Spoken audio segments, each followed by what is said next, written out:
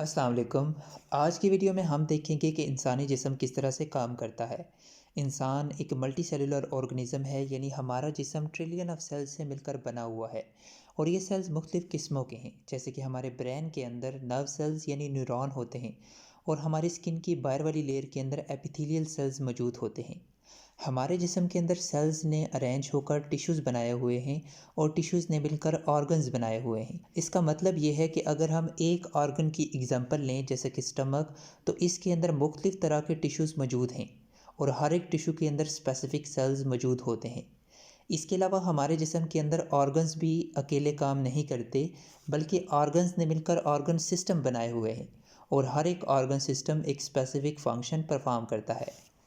ہمارے جسم کے اندر 12 اہم سسٹمز موجود ہیں، اور ہر ایک سسٹم اسپیسیفک فنکشن پرفارم کرتا ہے، جیسے کہ ہمارے ڈائجسٹو سسٹم کا کام فوڈ کو ڈائجسٹ کرنا ہے، اور اس ڈائجسٹو سسٹم کا حصہ مختلف آرگنز ہیں جو کہ فوڈ کی ڈائجیشن یعنی توڑ پھوڑ میں انوالو ہوتے ہیں، جیسے کہ mouth, oesophagus, stomach, small intestine, large intestine, liver اور پینکریاس، یہ سب ہمارے ڈائجسٹو سسٹم کا حصہ ہیں۔ اس طرح سے ہمارے جسم کے جتنے بھی سسٹمز ہیں ان کے اندر مختلف آرگنز موجود ہوتے ہیں جو کہ اسپیسیفک فنکشن پرفارم کرتے ہیں۔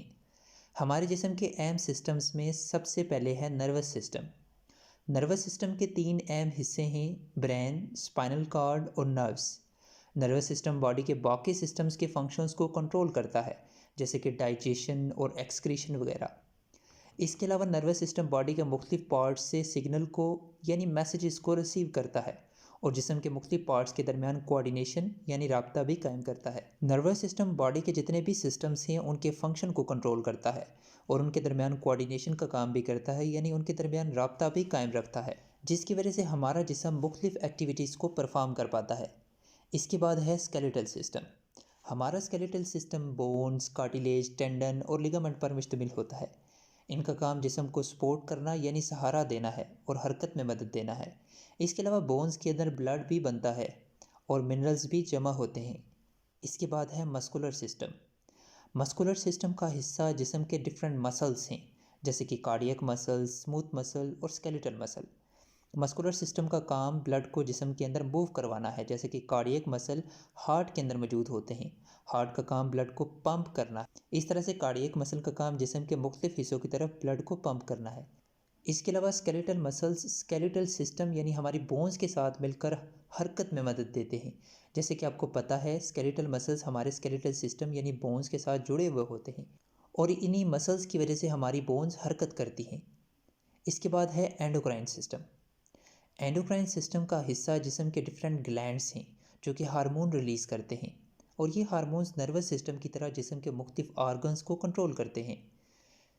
اینڈوکرائن سسٹم کا کام growth, metabolism, slip, sexual function اور ہومیوسٹیسس کو مینٹین رکھنا ہے۔ اس کے بعد ہے امیون سسٹم۔ امیون سسٹم ہمارے جسم کے سارے پارٹس کو مختلف بیماریوں اور فارن پارٹیکلز جیسے کہ بیکٹیریا اور وائرسز سے لڑنے میں مدد دیتا ہے۔ ہمارے جسم کے مختلف پارٹس امیون سسٹم کا حصہ ہیں، جیسے کہ سپلین، لیمفیٹک نوڈز، لیمفوسائٹس یعنی وائٹ بلڈ سیلز وغیرہ، یہ ہمارے امیون سسٹم کا حصہ ہیں۔ اس کے بعد نیکسٹ ہے سرکولیٹری سسٹم۔ سرکولیٹری سسٹم کے کمپوننٹس ہارٹ، بلڈ اور بلڈ ویسلز ہیں۔ اس کا کام جسم کے جتنے بھی حصے ہیں ان کی طرف فوڈ اور آکسیجن پہنچانا ہے، اور جسم کے سیل سے ویسٹ کو لا کر ایکسکریٹری آرگنز تک پہنچانا ہے۔ اس کے بعد نیکسٹ ہے یورینری سسٹم۔ یورینری سسٹم جسے ایکسکریٹری سسٹم بھی کہتے ہیں، اس کا حصہ 4 مین آرگنز ہیں: کڈنیز، یوریٹر، یورینری بلیڈر اور یوریتھرا۔ اس کا کام بلڈ کو فلٹر کر کے اس میں سے ویسٹ کو ریموو کروانا ہے، یعنی یورین بنانا ہے۔ اس کے بعد نیکسٹ ہے ریپروڈکٹیو سسٹم۔ ریپروڈکٹیو سسٹم کا حصہ ڈفرینٹ آرگنز ہیں جو کہ آف سپرنگز کو بنانے یعنی اگلی نسل کو پروڈیوس کرنے میں انوالو ہوتے ہیں۔ اس کے بعد ہے ڈائجسٹیو سسٹم۔ ڈائجسٹیو سسٹم جیسا کہ اس کو ہم پہلے ڈسکس کر چکے ہیں، اس کا حصہ ڈفرینٹ آرگنز ہیں جو کہ فوڈ کی ڈائجیشن یعنی توڑ پھوڑ میں انوالو ہوتے ہیں، اور پھر وہ فوڈ ڈائجسٹ ہونے کے بعد ڈائجسٹیو سسٹم سے بلڈ کے اندر ایبزارب ہوتی ہے، اور بلڈ جو کہ ہمارے سرکولیٹری سسٹم کا حصہ ہے اس ڈائجسٹڈ فوڈ کو پوری باڈی تک پہنچاتا ہے۔ اس کے بعد ہے ریسپیریٹری سسٹم۔ ریسپیریٹری سسٹم کا حصہ ایئر پیسیج وے اور لنگز ہیں جو کہ جسم کے اندر گیشیس ایکسچینج میں ہیلپ کرتے ہیں، یعنی ہم ریسپیریٹری سسٹم کے ذریعے آکسیجن کو جسم کے اندر لے کر جاتے ہیں اور کاربن ڈائی آکسائڈ جو کہ ایک ویسٹ ہے اسے باہر ریموو کرتے ہیں۔ اس کے بعد نیکسٹ ہے انٹیگومنٹری سسٹم۔ انٹیگومنٹری سسٹم کے اندر جسم کے وہ آرگنز آ جاتے ہیں جو کہ جسم کو ڈیمیج سے بچاتے ہیں، جیسے کہ اسکن، ہیئر اور نیلز۔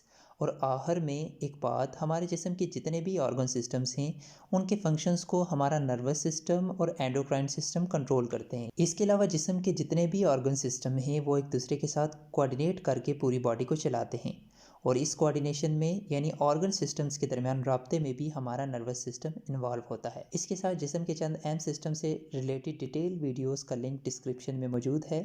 شکریہ، اللہ حافظ۔